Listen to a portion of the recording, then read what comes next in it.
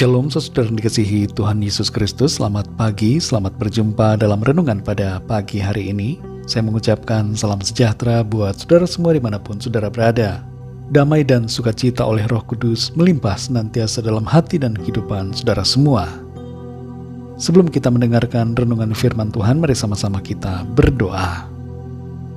Bapa kami yang di sorga, Bapa dalam nama Tuhan Yesus Kristus, Tuhan yang sungguh sangat baik, yang selalu memelihara kehidupan kami. Kami bersyukur untuk penyertaan Tuhan dari malam hingga saat pagi ini. Kembali kami ada, hidup dan bernafas, semua karena anugerah Tuhan. Pada saat ini kami mau mendengarkan sabda firman-Mu. Urapi kami ya Bapa, agar kami mengerti akan kehendak-Mu. Dalam nama Tuhan Yesus kami berdoa. Haleluya. Amin. Saudara yang dikasihi Tuhan, pembacaan Alkitab kita pada saat ini terdapat dalam surat Galatia pasal yang ke-5. Saudara dapat membacanya secara pribadi setelah mendengarkan renungan ini. Saya akan membaca Galatia 5 ayat yang ke-19 sampai 23. Tertulis demikian.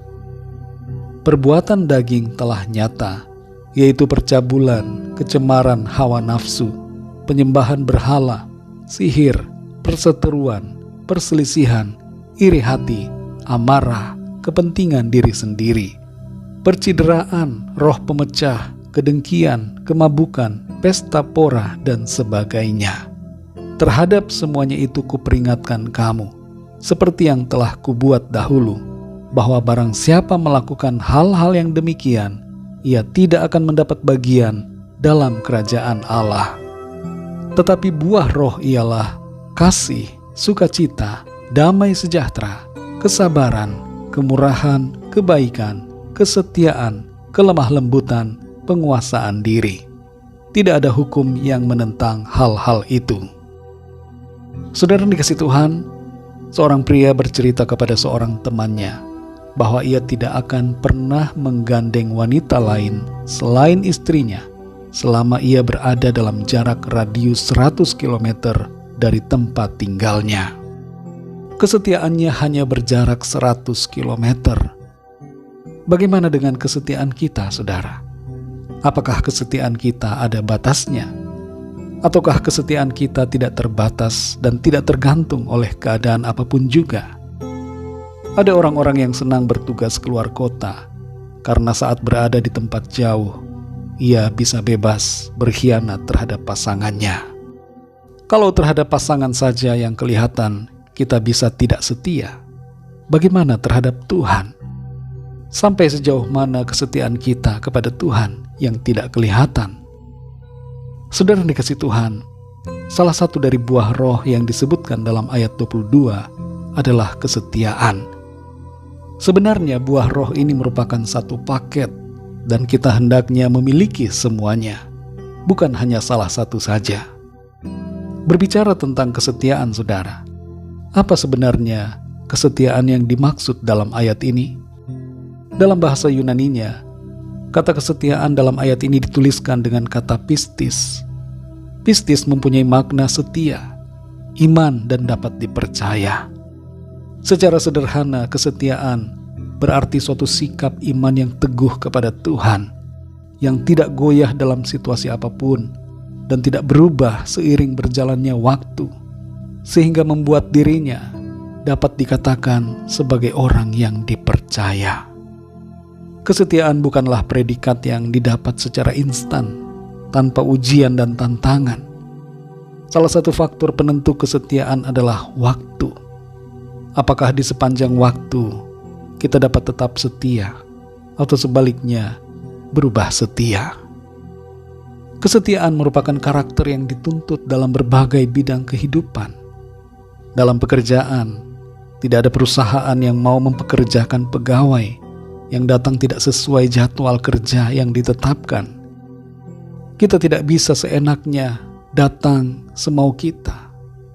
Ketidakkonsistenan menunjukkan ketidaksetiaan. Dalam pernikahan, tidak akan ada yang mau memiliki pasangan hidup yang suka berselingkuh. Sebagai manusia ciptaan Tuhan, Tuhan pun tidak suka apabila kesetiaan kita berubah-ubah. yang kalau ada maunya baru mendekat kepada Tuhan, dan kalau sudah dapat yang diinginkan malah menjauh dari Tuhan. Atau sebaliknya, pada saat keadaan sedang baik mengasihi Tuhan, tapi saat ada masalah malah membenci dan bahkan meninggalkan Tuhan. Saudara yang dikasihi Tuhan, ada satu alasan mengapa kita harus setia, yaitu karena Tuhan setia kepada kita. Ini berarti bahwa selalu ada kesempatan bagi kita untuk menunjukkan kesetiaan kita kepada Tuhan. Kalau ada di antara kita yang sempat gagal dalam kesetiaan, jangan menjauh dari Tuhan. Ingatlah, Tuhan selalu setia kepada saudara. Dan ini berarti bahwa Ia memberikan kesempatan kepada saudara untuk kembali lagi kepadanya. Mari bangkit saudara. Kalau kita pernah tidak setia, minta pengampunan Tuhan dan berkomitmenlah untuk setia kepada Tuhan. Dalam Wahyu pasal 2 ayat 10 bagian terakhir, di situ dikatakan, "Hendaklah engkau setia sampai mati, dan aku akan mengaruniakan kepadamu mahkota kehidupan." Mari saudara yang dikasihi Tuhan, setialah kepada Tuhan Yesus, karena ada berkat kekal yang tersedia bagi kita yang setia kepadanya. Mari kita berdoa saudara. Terima kasih Tuhan Yesus untuk firman-Mu.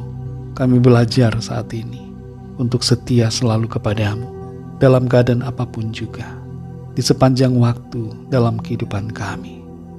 Ampuni kami kalau kami telah berlaku tidak setia kepadamu. Ampuni kami Tuhan kalau kami telah gagal. Kami mau setia mengasihi Engkau Tuhan. Terima kasih karena Tuhan selalu setia dan tidak pernah meninggalkan kami. Engkau selalu memberikan kami kesempatan untuk berubah dan untuk berkomitmen setia kepadamu. Terpujilah nama-Mu ya Tuhan. Pimpin kami Roh Kudus, supaya kami selalu berada dalam jalan-jalan kebenaran-Mu ya Tuhan. Pimpin kami di sepanjang hari ini, dalam segala aktivitas kami, agar supaya semua yang kami lakukan menyenangkan hati Tuhan dan memuliakan nama-Mu. Kami berdoa untuk setiap dari kami yang sedang dalam pergumulan, sakit, penyakit, dan berbagai persoalan, agar Tuhan menjamah, melawat kami, memberikan kesembuhan, kesehatan, pemulihan, dan nyatakan kuasa mujizat-Mu Tuhan atas setiap kami. Kami percaya kami alami jawaban doa. Kami alami pertolongan Tuhan. Kami alami kemenangan. Karena Tuhan, Engkau mengasihi dan Engkau memelihara setiap kami. Terpujilah nama-Mu ya Bapa. Hanya dalam nama-Mu yang kudus, nama Tuhan Yesus Kristus, kami sudah berdoa dan mengucap syukur. Haleluya. Mari sama-sama kita berdoa doa Bapa kami. Bapa kami yang di sorga, dikuduskanlah nama-Mu. Datanglah kerajaan-Mu. Jadilah kehendak-Mu di bumi seperti di sorga. Berikanlah kami pada hari ini makanan kami yang secukupnya, dan ampunilah kami akan kesalahan kami, seperti kami pun mengampuni orang yang bersalah kepada kami. Dan janganlah membawa kami ke dalam pencobaan, tetapi lepaskanlah kami daripada yang jahat, karena Engkaulah yang mempunyai kerajaan, dan kuasa dan kemuliaan, sampai selama-lamanya. Amin. Terimalah berkat Tuhan. Tuhan memberkati engkau dan melindungi engkau. Tuhan menyinari engkau dengan wajah-Nya dan memberikan kasih karunia. Tuhan menghadapkan wajah-Nya kepadamu dan memberikan damai sejahtera. Berkat anugerah dari Bapa Surgawi, cinta kasih karunia dari Tuhan Yesus Kristus, dalam persekutuan dan penghiburan Roh Kudus, menyertai kita semua, sekarang ini dan sampai selama-lamanya. Dalam berkat nama Tuhan Yesus Kristus. Haleluya. Amin. Puji Tuhan, saudara yang dikasihi Tuhan, saya percaya firman Tuhan menjadi berkat dan kekuatan buat saudara semua, dan Roh Kudus akan menolong saudara untuk lebih lagi memahami kebenaran firman Tuhan. Tuhan Yesus memberkati saudara semua. Sampai jumpa dalam renungan yang berikutnya. Haleluya.